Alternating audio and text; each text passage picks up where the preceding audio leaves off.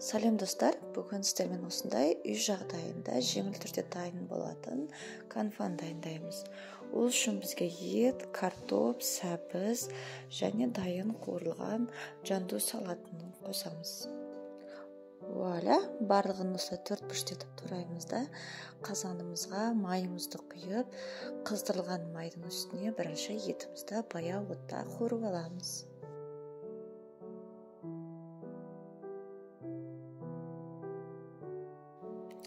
Етіміз әдемі қозарып қуырылғаннан кейін пиязымызды және қара бұрышымызды салып, тағы да қуырып аламыз. Сочный, дәмді болады сонда.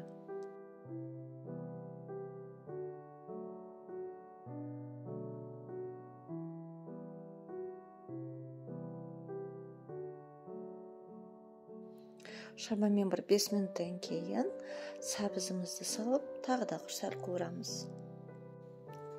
Мен подливын қуырып жатып, газдың екінші жағына кастрюльмен су құйып қойдым. Мен 2 кесе күрішке 4 кесе су құйып, көз мөлшерімен тұз, кішкене сұйық май қойып қайнатып қойдым. Сұйық май бізге күрішіміз жабыспас үшін. Сосын дайын жанду салатын тұзымызды кішкене қызару үшін томатымызды қосып, жақсылап қуырып аламыз тағы да. Әдемілеп қуырып алғаннан кейін шамамен 2 не 3 стакан су құйып қайнатамыз.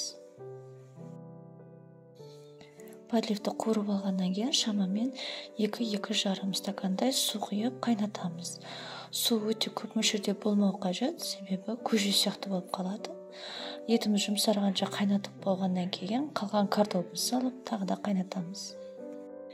2 кесе күрішті алдын ала жуып, суға кішкене жұмсарсын деп салып қойған болатын.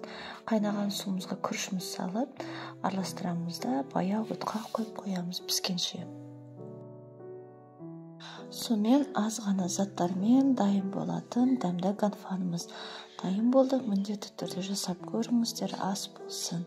Каналыма тіркеліп, лайк басамыз.